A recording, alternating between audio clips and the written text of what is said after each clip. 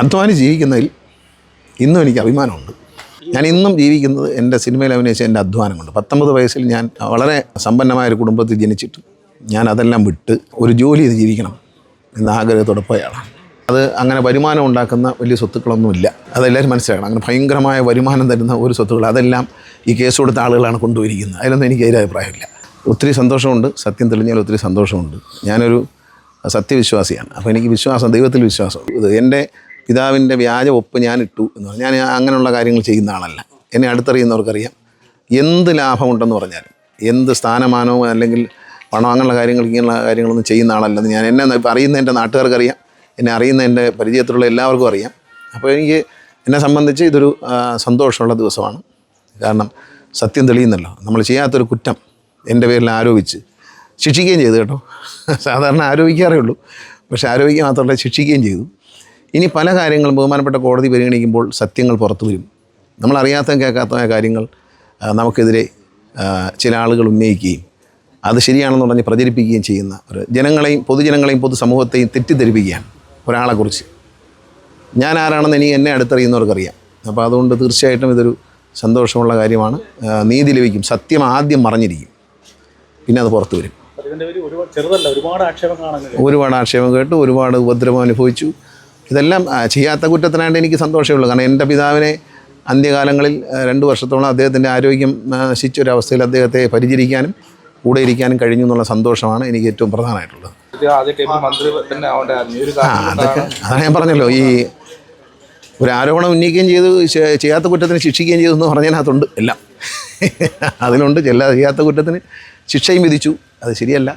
ഏതായാലും ബഹുമാനപ്പെട്ട കോടതിയിൽ എനിക്കുണ്ടായ വിശ്വാസം അന്നുകൊണ്ട് ഇന്നുകൊണ്ട് എന്നും ഉണ്ട്, തീർച്ചയായിട്ടും ഉണ്ടാവും. അല്ല, അതൊക്കെ ബന്ധുക്കളൊന്നും നിന്നിട്ടൊന്നുമില്ല. ചില രാഷ്ട്രീയ താല്പര്യങ്ങൾ, ചില രാഷ്ട്രീയത്തിൻ്റെ അസുഖമുള്ള ചില രോഗികൾ, ക്ഷുദ്രജീവികൾ, രാഷ്ട്രീയത്തിൽ കൊള്ളാവുന്ന ആൾക്കാരൊന്നും നിൽക്കത്തില്ല. പക്ഷേ ക്ഷുദ്രജീവികൾ ചിലരുണ്ട്, അവരിത് ആസ്വദിക്കുകയായിരുന്നു. ഒരു മന്ത്രിയായിരിക്കുന്ന ആൾ ഒരു വ്യാജരേഖ ചമയ്ക്കുക എന്നൊക്കെ പറയുന്നത് പ്രചരിപ്പിക്കുമ്പോൾ, അതും പണത്തിന് വേണ്ടി, സ്വത്തിന് വേണ്ടി എന്നൊക്കെ പറയുമ്പോൾ വളരെ എന്നെ സംബന്ധിച്ച് ലജ്ജാകരമാണ്. ഞാൻ അങ്ങനെയുള്ള ഒരാളല്ല. ഞാൻ ഇന്നും ജീവിക്കുന്നത് എൻ്റെ സിനിമയിൽ അഭിനയിച്ച എൻ്റെ അധ്വാനം കൊണ്ട്. 19 വയസ്സിൽ ഞാൻ വളരെ സമ്പന്നമായൊരു കുടുംബത്തിൽ ജനിച്ചിട്ട് ഞാൻ അതെല്ലാം വിട്ട് ഒരു ജോലി ചെയ്ത് ജീവിക്കണം എന്ന ആഗ്രഹത്തോടെ പോയാണ്. അധ്വാനിച്ച് ജീവിക്കുന്നതിൽ ഇന്നും എനിക്ക് അഭിമാനമുണ്ട്. എനിക്ക് രാഷ്ട്രീയം ഒരു തൊഴിലല്ല.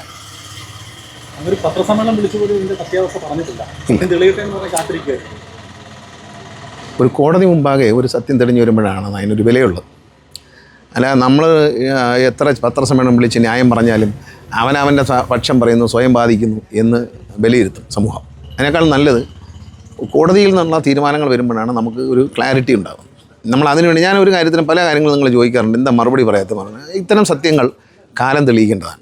നമുക്ക് ഇന്ന് നമ്മൾ പറഞ്ഞതുകൊണ്ട് നമ്മൾ ആരും ക്ഷമിക്കില്ല. ഇപ്പം ഞാൻ പറയുകയാണ് ഈ ഒപ്പ് എൻ്റേതല്ല, ഞാൻ ചെയ്തിട്ടില്ല എന്ന് പറഞ്ഞാൽ കുറച്ചുപേർ വിശ്വസിക്കും, എന്നെ അല്ലാത്തവർ പറയാം അവൻ ചുമ്മാ പറയുന്നതാണെന്ന് പറയും. ഇപ്പം സത്യം സയൻറ്റിഫിക്കായിട്ട് തന്നെ കോടതി തെളിയിക്കുക. ഈ ഒരു റിപ്പോർട്ട് വരുന്നതിന് തൊട്ട് മുമ്പ് വരെ സ്വത്ത് തട്ടിയെടുത്ത ആൾ എന്നൊരു ആക്ഷേപമാണ്. ഇപ്പോൾ എത്രമാത്രം സന്തോഷം? ഞാൻ ഒത്തിരി സന്തോഷമുണ്ട്. ഞാൻ ആരുടെയും ഒരു കാര്യം ആഗ്രഹിക്കുന്ന ആളല്ല. ഞാൻ പറയില്ല, ഞാൻ എൻ്റെ സ്വന്തം അധ്വാനം കൊണ്ട് 19 വയസ്സോട് ജീവിക്കുന്ന ആളാണ്. എൻ്റെ എന്തെങ്കിലും സ്വത്തുക്കൾ എനിക്കുണ്ടെങ്കിൽ അത് ഞാൻ കഠിനാധ്വാനം ചെയ്തുണ്ടാക്കിയതാണ്. എൻ്റെ അച്ഛൻ തന്ന സ്വത്തുക്കളൊക്കെ ഞാൻ അദ്ദേഹത്തിൻ്റെ മരണശേഷം മാത്രമാണ് അദ്ദേഹം എനിക്ക് തന്നിട്ടുള്ളത്. അത് അങ്ങനെ വരുമാനം ഉണ്ടാക്കുന്ന വലിയ സ്വത്തുക്കളൊന്നുമില്ല, അതെല്ലാവരും മനസ്സിലാക്കണം. അങ്ങനെ ഭയങ്കരമായ വരുമാനം തരുന്ന ഒരു സ്വത്തുക്കൾ അതെല്ലാം ഈ കേസ് കൊടുത്ത ആളുകളാണ് കൊണ്ടുപോയിരിക്കുന്നത്. അതിലൊന്നും എനിക്ക് അഭിപ്രായമില്ല. അത് എൻ്റെ അച്ഛൻ്റെ വിൽപ്പത്രം വായിച്ചാൽ മനസ്സിലാവും. അങ്ങനെ വിലപിടിപ്പുള്ളതൊന്നും ഇന്നത്തെ കാലത്ത് 1 ഏക്കർ നിലം കിട്ടിയിട്ട് വല്ല കാര്യമുണ്ടോ? അങ്ങനെയൊക്കെ നോക്കിയാൽ ശരി. പക്ഷേ എന്നാലും അച്ഛൻ മകനെ സ്നേഹിച്ചു എന്നുള്ളത് എനിക്ക് സന്തോഷം.